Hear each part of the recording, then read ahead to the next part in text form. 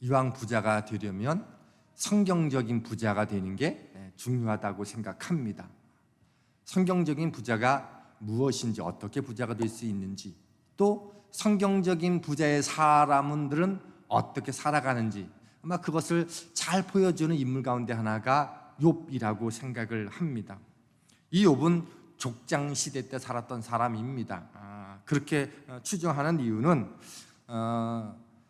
성전이 아직 있기 전에 가정에서 아버지가 제사를, 예배를 주관하고 또 자녀들을 축복하는 권리가 이 족장 시대 때 주로 있었는데, 그와 같은 방식을 따라가고 있는 게 바로 욥이기 때문에 우리는 그렇게 추정을 합니다. 욥이 시험을 받았을 때 그 당시의 나이는 대략 60세 정도로 추정을 합니다. 그리고 성경 욥기 42장은 이 고난을 받고 나서 140년 동안을 갑절의 축복을 받고, 그리고 거기에서는 딸이 최고로 아름다운 자녀들이었다. 그리고 4대를 살아가면서 200세 때쯤 죽었다. 이렇게 소개하고 있습니다. 그리고 이 욥은요, 그냥 우리에게 교훈 주려고 하는 상상의 인물이 아니고 실제 인물입니다. 에스겔서 14장 14절을 보면 이렇게 돼 있어요. 비록 노아, 다니엘, 욥 이 세 사람이 거기에 있을지라도 그들은 자기의 공의로 자기의 생명만 건지리라. 나 주 여호와의 말이니라. 하나님이 어두운 시대 때에 이스라엘 백성들을 이제 심판하는 것을 말씀하시면서 증거로 둔 게 누군가 하면 노아, 다니엘, 욥인 거예요. 이 사람들이 이 시대에 살아도 너희들의 죄는 용서받을 수 없어. 그렇게 말할 때 노아도 실존, 다니엘도 실존 인물인 것처럼 욥도 실존 인물이라고 하는 것을 하나님이 에스겔서에서 친히 증명해 주셨습니다. 욥기는 참 이해하기가 어렵습니다. 그리고 욥의 삶이 오늘 우리의 삶이 된다라고 하면 참 힘들다라고 여겨지지만, 그럼에도 불구하고 성경이 욥을 들어서 우리에게 말씀을 주시는 것은 특별히 우리가 이 속에서 우리가 마땅히 닮아야 할 내용이 있기 때문입니다. 욥은 하나님이 기뻐하고 사랑하는 사람이 어떤 사람인지, 이 시대에 믿음을 갖는다라고 하는 게 어떤 것인지를 우리에게 잘 보여주는 인물입니다. 그래서 욥은 성경이 증거한 위대한 신앙인입니다. 그리고 성경이 또 신앙의 인물을 평가할 때 우리의 기준들 누가 되어야 되는가 하면 하나님이어야 되는 거지요.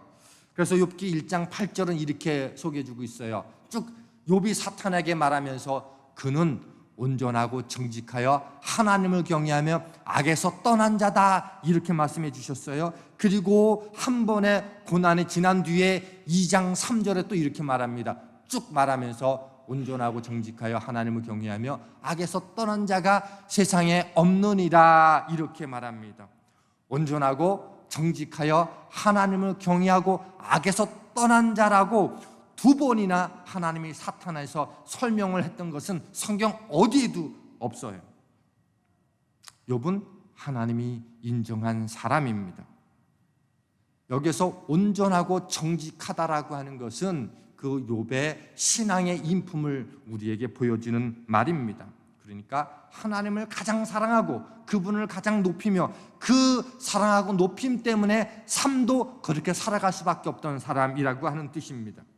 그러니 하나님을 경외할 수밖에 없는 사람이었고요, 악에서 떠난 삶을 살았다는 겁니다. 욥이 하나님을 어떻게 높였고 사랑했고 온전하고 정직했는지에 관해서 우리는 성경에서 오늘 본문을 중심으로 한 두 가지 정도를 살펴보려고 합니다. 먼저 부와 재물을 대하는 욥의 태도입니다. 욥은 7명의 아들이 있었고요, 딸 3명이 있었어요. 그리고 양이 7천, 낙타가 3천, 소가 500, 암나귀가 500이라고 소개해주고 있어요.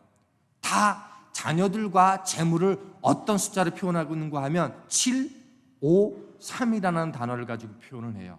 이게 유대 공동체에서 7과 3과 5는 하나님의 풍요하심 그리고 완전함을 의미합니다. 그러니 욥의 부를 이렇게 설명하고 있다는 것은 뭐예요? 그가 더할 나위 없이 엄청난 부자였음을 소개해주고 있는 거죠. 아마 요즘 말하면 빌 게이츠, 누구죠? 이재용? 이런 사람과 견줄 수 있는 건지 잘 모르겠습니다. 욥이 어떻게 이렇게 복이 사람이 됐을까요? 오늘 본문을 보면 그 이유를 우리는 발견할 수 있습니다. 성경이 욥을 처음에 소개할 때 온전하고 정직하며 하나님을 경외하며 악에서 떠난 사람이라고 소개해주고 있어요. 그리고 그 다음에 소개해주는 게 뭔가 하면 그는 부자였더라 이렇게 소개해주고 있어요. 인격과 경건한 삶을 부자보다 먼저 소개하고 있다라고 하는 것은 이 성경이 우리에게 강조해주는 중요한 부분 가운데 하나인데, 이 부분에서 많은 대부분의 성경학자들이 동의하는 게 있어요. 뭔가 하면 욥이 부자가 된 것은 의롭고 온전하고 정직해서 하나님을 경외하며 악에서 떠난 자의 삶이었기 때문에 하나님이 그것을 기쁘시게 여기시고 복을 주셨다는 거예요. 그러니까 욥은 이 땅에 살면서 부자가 되려고 애를 썼던 것이 아니고 당연히 삶에서 성실함과 최선을 다했지만 온전하고 정직한 그 삶이 하나님이 복 주신 결과였다는 거예요. 성경을 보면 실제로 하나님의 마음에 들게 사는 자에게 복을 주셨다, 물질의 복을 주셨다라고 하는 그 구절들이 꽤 있는데, 시편 112편 1절로 3절이 이렇게 말씀해 주고 있어요. 할렐루야, 여호와를 경외하며 그의 계명을 크게 즐거워하는 자는 복이 있도다. 그의 후손이 땅에서 강성하며 정직한 자들의 후손에게 복이 있으리로다. 부와 재물이 그의 집에 있으며 그의 공의가 영구히 서 있으리로다. 하나님을 경외하고 정직하게 사는 사람에게 그 후손까지 하나님이 복 주신다, 이렇게 말씀해 주고 있습니다. 물론 반대로 이 부를 저주라고 말씀하시는 본문도 있어요. 아모스와 선지자 이사야 시대 때 이스라엘 백성은 경제적으로 매우 풍족했어요. 사람들은 교만했고 하나님으로부터 멀어지기 시작했어요. 그리고 그때 당시에 부자가 될 수 있었던 것은 약한 사람들을 착취하고 가난한 자의 것을 빼앗겼을 때 그런 일들이 일어났어요. 그래서 아모스서 2장 6절로 7절은 이렇게 말씀해 주고 있습니다.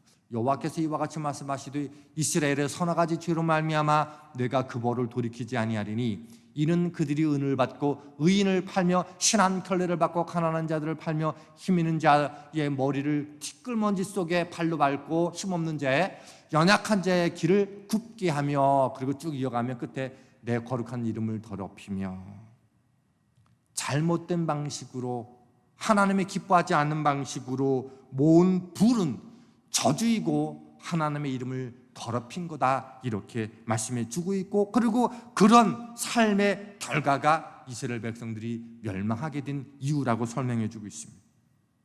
그런데 또 한편으로 예수님은 가난을 복이라고 가르치신 본문도 있어요.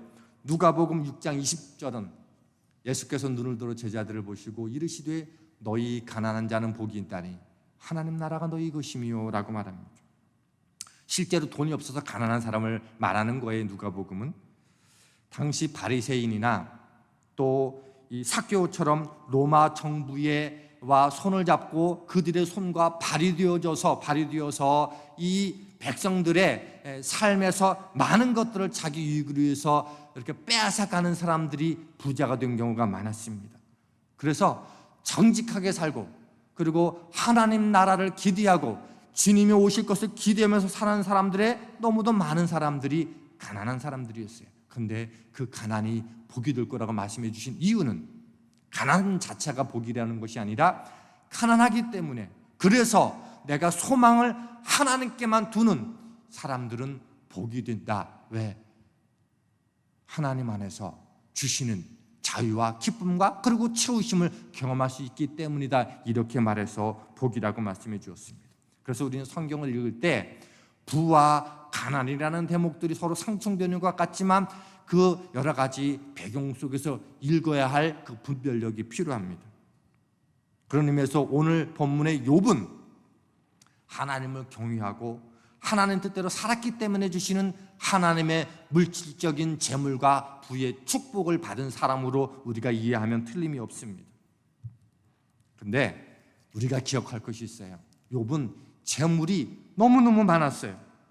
그리고 하나님 향한 온전하고 정직한 마음, 그것들이 흔들리지 않았다라고 하는 것을 유념할 필요가 있어요. 재물이 많으면 하나님을 가볍게 여길 수 있는데 그러지 않았다는 거예요. 욥기 23장 12절 말씀을 보면 이렇게 되어 있어요. 내가 그의 입술의 명령을 어기지 아니하고 정한 음식보다 그의 입의 말씀을 귀히 여겼도다. 내게 주어진 물질적인 복 때문에 하나님의 말씀을 소홀히 여기지 않았다는 거예요. 31장 24절로 25절 그리고 28절도 보면 이렇게 말씀해 주고 있어요. 만일 내가 내 소망을 금에다 두고 순금에게 너는 내 의뢰하는 바를 하였다면, 만일 재물의 풍부함과 손으로 얻은 것이 믿음으로 기뻐하였다면 그것도 재판에 회부할 죄악이니 내가 그리하였더라면 위에 계신 하나님을 속이는 것이리라. 뭐라고 말하는가 하면, 내가 금을 모으고 창고에 많이 쌓아놓은 재물과 들판에 많은 가축 때문에 내가 한 번이라도 기뻐했다면 하나님 앞에 내가 죄진 사람이 되는 거야. 나 그러지 않았다는 거예요. 내게 아무리 재물이 많았다고 해서 그것 때문에 자만하고 교만하고 거만하고 그리고 그것 때문에 하나님을 한 번도 소홀히 함이 없었다는 거예요. 욥의 마음을 붙잡고 있었던 게 뭐였다는 거예요? 오직 하나님이었다는 거예요.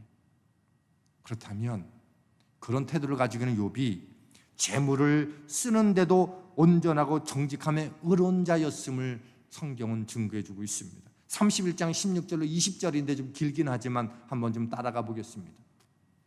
내가 언제 가난한 자의 소원을 막았거나 과부의 눈으로 하여금 실망하게 하였던가? 나만 혼자 내 떡덩이를 먹고 고아에게 조각을 먹이지 아니하였던가? 실상은 내가 젊었을 때부터 고아에게 이르기를 그의 아버지처럼 하였으며 내가 어렸을 때부터 과부를 인도하였노라. 만일 내가 사람의 의복 없이 죽어가는 것이나 가난한 자가 덮을 것이 없는 것을 못 본 채 했다면, 만일 나의 양털로 그의 몸을 따뜻하게 입혀서 그의 허리가 나를 위하여 복을 빌게 하지 아니하였다면, 그리고 쭉 이어져요.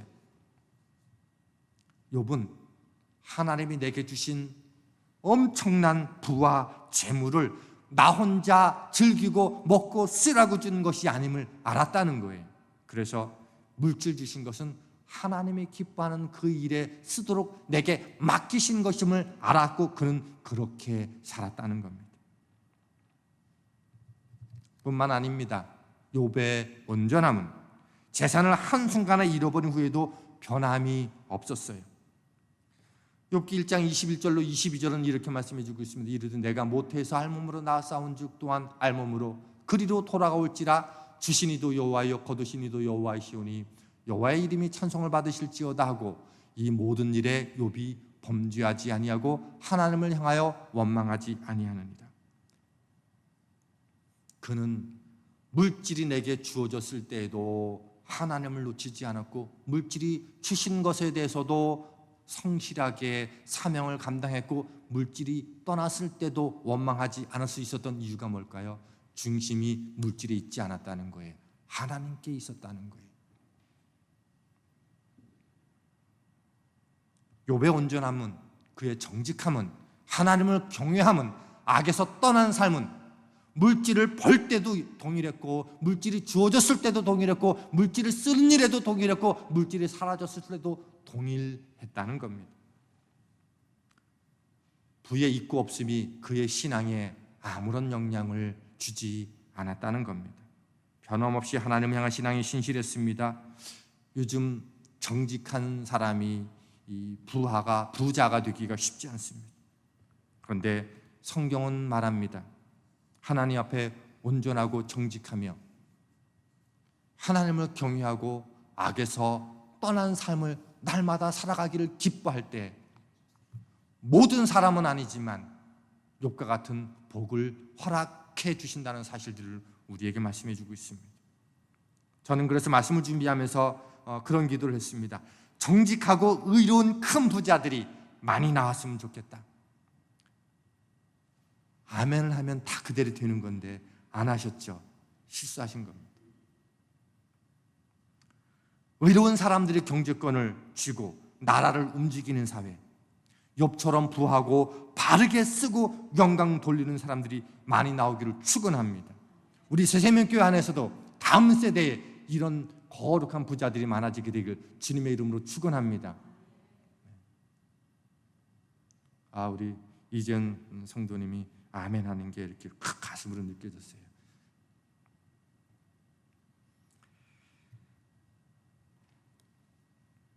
두 번째로 가정생활에서 하나님을 경외하고 악에서 떠난 자의 삶을 우리는 좀 볼 필요가 있습니다. 욥이 얼마나 온전하고 정직했는지 가정생활에서도 찾아볼 수 있는데요, 욥기 1장 4절 5절 말씀이 이렇게 기록되어 있습니다. 이게 좀 나눠서 보면 글씨가 컸을 텐데, 그의 아들들이 자기 생일에 각각 자기의 집에서 잔치를 베풀고 그의 누이 3명도 청하에 함께 먹고 마시더라. 누이들이 차례대로 잔치를 끝내면 욥이 그들을 불러다가 성결하게 하되 아침에 일어나서 그들의 명수대로 번제를 드렸으니, 이는 욥이 말하기를 혹시 내 아들들이 죄를 범하여 마음으로 하나님을 욕되게 하였을까 함이라. 욥의 행위가 항상 이러하였더라. 욥의 자녀들이 장성을 했어요. 그래서 생일이 되면 형제들을 초청해서 잔치를 벌였어요. 10남매이니까 생일이 어떨지 모르겠지만 적어도 1년에 10번 이상은 함께 그런 일들을 했다는 거죠. 그때마다 아버지 욥이 어떤 일을 했다고 기록되어 있습니까? 잔치가 끝나면 그 다음날 아침에 자녀를 다 불러요. 그리고 한 사람 한 사람을 위해서 염소이든지 양이든지 제물을 잡아 제사를 드렸습니다. 아버지가 제사장이 돼서 10번의 제사를 드린 거예요. 번제는 아버지 하나님께 죄를 고백하고 온전하게 나를 드리면서 부끄러움 없이 살겠다고 다짐하는 의식입니다. 욥은 이 가정의 제사장이었고 자녀들을 위해서 친히 제사를 준비했어요. 그리고 성경은 이렇게 말하죠. 욥의 행위가 항상 이러하였더라. 욥은 나 혼자 의롭게 하나님 앞에 되는 것을 원하는 것이 아니라 가정 모두가, 자녀들 모두가 그렇게 되기를 간절히 원했던 거예요. 그리고 그 아버지 마음을 헤아리기라도 하듯이 성장한 장성한 자녀들이 아버지의 부름 앞에 함께 순종했다고 성경이 말해주고 있습니다. 그리고 이 자녀 교육의 참 좋은 모습이 오늘 본문 속에서 함께 기록되어 있어요. 자녀들이 잔치할 때마다 그 자리에 가서 지켜보고 감독하고 그러지 않았던 것 같아요. 이래라 저래라 명령하면서 자기 방식대로 주입하지 않았습니다. 자녀들이 마음껏 즐기도록 했어요. 대신 잔치가 끝나면 단 한 가지를 분명히 했어요. 자녀들을 불러놓고 제사를 드렸습니다. 제물을 잡았습니다. 피가 흥건히 흘러내립니다. 가죽이 벗겨집니다. 제물을 조각내서 제단에 드리는 일들을 하나하나 진행하는 그 모든 과정을 보면서 자녀들이 무엇을 생각했을까요? 왜 우리 아버지는 이 일들을, 기쁜 일이 있을 때마다 이 일들을 하실까? 아버지는 기쁜 날일수록 내가 조심해도 하나님을 잊어버리기 쉬운 행동과 말과 태도가 있을 수 있음을 염려했어요.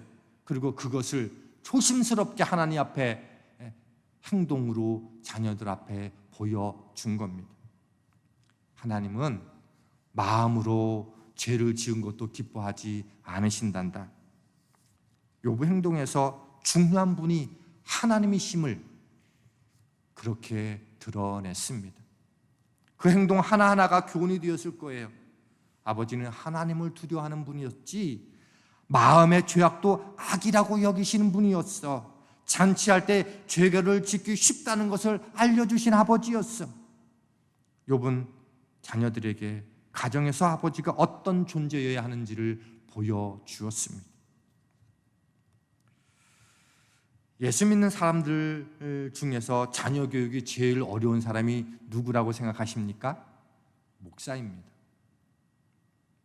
설교한 대로 가정에서 그렇게 살아나기가 쉽지 않기 때문에 그렇습니다. 그러나 사실은 성도님들도 마찬가지입니다. 자녀들이 다 성장한 경우는 더 그렇습니다. 욥도 자녀가 10남매가 다 성장한 자녀를 앉혀놓고 제사를 드리는 것이 쉽지 않았을 거예요. 다 장성한 자녀들이지만 얼마나 자녀를 사랑하고 하나님 앞에서 바르게 살아가는 것이 너무도 중요한 것인지를 보여주고 싶었기 때문이었습니다. 오늘 이 욥의 모습이 오늘 우리들에게 적용할 수 있다면 어떤 모습이 될 수 있을까요? 여러 가지 모습이 될 수 있을 겁니다. 가정에서 가정 예배를 드리는 것도 한 방법일 것이고, 또 온 가족이 함께 식탁에서 함께 만찬을 나누는 그때도 아마 그런 방식이 될 수 있을 겁니다. 그것이 뭐예요? 욥이 드린 번제이고 우리가 드릴 수 있는 번제입니다. 자녀들과 함께하면 더욱 좋고, 부부만이 함께한다면 부부가 함께해도 아무런 상관이 없습니다. 좋은 친구들과 함께하는 식탁 자리도 상관없습니다. 그곳에서 하루의 삶, 한 주간의 삶을 가감없이 함께 나누고, 그리고 아버지는 그 얘기를 들으면서 행여라도 그 일들 속에서 혹시 죄 지은 것은 없을까 회개의 기도를 아버지가 대신해 주는 그런 모습의 식탁 자리, 그게 아니면 잠자기 전에 자녀를 위해서, 아내를 위해서, 형제를 위해서 함께 기도해 주는 그 자리, 그게 번제의 제사 자리라는 겁니다. 부모들은 하루 종일 일하느라 피곤합니다. 퇴근하면 내 몸 하나 운신하지 못할 때가 되게 많습니다. 우리 자녀들이 다 이해합니다. 그래서 오늘은 예배드리지 말자, 모이지 말자 그러면 은근히 좋아합니다. 그저 제자나 집사님, 이러면 안 되지, 현일이도 옆에 있는데 사실 제가 마음이 불편하고 속상하면 저는 그런 적이 꽤 많았거든요. 아내나 아이들이 예배 드리는 걸 기대하는데 저는 설교 준비한다는 핑계를 대고 이렇게 쭉 지나갔던 적이 꽤 있었거든요. 근데 피곤하면, 시간 없으면 넘어가도 돼, 이런 태도를 자주 반복했다고 생각하면 어떤 인상을 자녀들에게 심어줄까요? 피곤하면, 시간이 없으면 안 해도 되는 거구나, 이랬을 것 같은데 욥은 뭐예요? 항상 그랬다는 거예요. 항상 그랬다는 거예요. 어제 생일잔치 안 하고 새벽까지 놀았으니 얼마나 피곤하겠니? 그러지 않았다는 거예요. 항상 그랬다는 거예요. 먼 훗날 우리 자녀들이 부모를 회상할 때 여러분은 어떤 기억으로 남게 될까요? 그것은 정말 대단한 신앙과 삶의 교훈이었어. 아버지는 늘 그런 분이셨어. 그때는 그게 너무 힘들었는데 지나고 나니 그게 나를 살리는 길이었어. 평생 잊지 않을 것을 보여주십시오. 말은 잊지만 행동은 남게 됩니다. 나는 다른 것에 눈 돌리지 않고 하나님을 향한 사람으로 남을까요? 그러면 잘 사신 거예요. 오늘 욥기 42장 10절로 17절이 우리에게 놀라운 것을 증거해 줍니다. 욥이 고난받은 게 몇 달 정도 걸렸는지는 잘 몰라요. 그게 몇 주간에 걸친 건지 몇 달에 걸친 건지는 잘 모르는데, 우리가 60세로 추정했을 때 60세의 어느 해에 자녀들을 그 순식간에 잃어버리고 모든 가축과 재산들을 다 날려버리는 일들이 일어났어요. 그럼에도 불구하고 욥이 의롭고 정직하고 하나님을 경외하고 악에서 떠난 삶을 살았다라고 하는 것들이 하나님 앞에 증명이 되고 난 뒤 성경이 우리에게 소개해 주는 것은 140년 동안을 갑절의 축복을 허락해 주시고, 또 동일하게 17명의 아들과 3명의 딸을 지신 그 자녀들이 1대, 2대, 3대, 4대를 거쳐서 욥과 다르지 않은 삶을 살았다고 증거해 주고 있습니다. 그리고 그는 연수를 다해서 200세 때에 하나님의 부름을 받았다고 말하고 있습니다. 저는 욥이 그 받은 고난과 아픔이 얼마나 큰지 생각만 해도 나는 그런 거 경험하고 싶지 않다는 생각들을 합니다. 그런데 그게 얼마인지 모르지만 그 고난의 과정을 통과하고 났더니 140년 동안을 하나님이 주신 축복으로 4대에 걸쳐서 놀란 하나님의 가정으로 살았다면, 성경의 이야기가 다 이해가 되지는 않지만 성경이 확실한 하나님의 은혜의 역사임을 믿으면 믿을 만한 가치가 있지 않습니까?